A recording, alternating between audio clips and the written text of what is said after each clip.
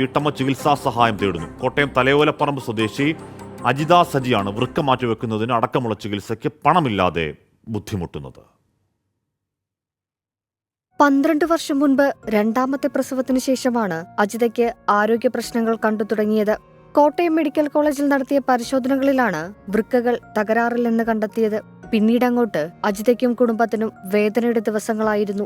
ജോലി ചെയ്യാൻ ഇപ്പൊ പറ്റൂല എന്ന് പറഞ്ഞാൽ നടക്കാനുള്ള ഒരു ചെറിയൊരു ബുദ്ധിമുട്ടുണ്ട്. അസുഖം ബാധിച്ച് എനിക്ക് ഒന്നും ചെയ്യാൻ കഴിയില്ല. പിന്നെ ചികിത്സിക്കണം, പിന്നെ അതിന് മാറ്റി വെക്കണം, അതിന് സഹായം വേണം. പിന്നെ പിള്ളേരൊക്കെ ചെറുതാണ്, 10ാം ക്ലാസ്സിലും 7ലുമാണ് പഠിക്കണത്. അതുകൊണ്ട് എല്ലാവരും സഹായം പ്രതീക്ഷിക്കുന്നത്. ഡയാലിസിസ് നടത്തിയാണ് ഇതുവരെ ജീവൻ മുന്നോട്ട് കൊണ്ടുപോയത്. ഞരമ്പുകൾ ചുരുങ്ങിയതോടെ ഡയാലിസിസും സാധിക്കാത്ത അവസ്ഥയാണ്. വൃക്ക മാറ്റിവെക്കലാണ് ഡോക്ടർമാർ നിർദ്ദേശിച്ചത്. എന്നാൽ ഡോണറെ കണ്ടെത്തിയെങ്കിലും സാമ്പത്തിക പ്രതിസന്ധി വലിയ വെല്ലുവിളിയായിരിക്കുകയാണ്. കിഡ്നി മാറ്റി വെക്കണം, ഞങ്ങൾക്ക് ഒരാൾ കിഡ്നി തരാമെന്ന് പറഞ്ഞിട്ടുണ്ട്. അതിൻ്റെ ചിലവുകളും പിന്നെ ഇവളുടെ ചിലവുകളും പിന്നെ ഇവളുടെ മരുന്നിൻ്റെ കാശ്, പിന്നെ ഒരു പ്രാവശ്യം പോകുന്നതിന് തന്നെ നല്ല വണ്ടിക്കൂലി ഇവിടുന്ന് കാറ് വിളിച്ച് വേണം പോകാനായിട്ട്. അതൊക്കെ കൂടെ കൂടുമ്പം മാസം ഒരു 10-15 രൂപ ഇവൾക്ക് തന്നെ ചിലവുണ്ട്. ഞങ്ങളെല്ലാവരും കൂടെ സഹായിച്ചിട്ടാണ് ഇത്ര കാലം ചെയ്തുകൊണ്ട് പോയത്.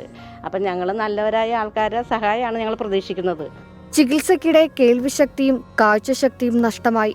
ന്യൂമോണിയ കൂടി വെന്റിലേറ്ററിൽ വരെ കിടക്കേണ്ടി വന്നു. ഒരു കൈ തളർന്നു പോകുന്ന അവസ്ഥയുണ്ടായി. 10ാം ക്ലാസ്സിലും 7ാം ക്ലാസ്സിലും പഠിക്കുന്ന മക്കളുണ്ട്. ഭർത്താവിന്റെ ചെറിയ വരുമാനമാണ് ഈ കുടുംബത്തിന്റെ ഏക ആശ്രയം. 24 കോട്ടയം.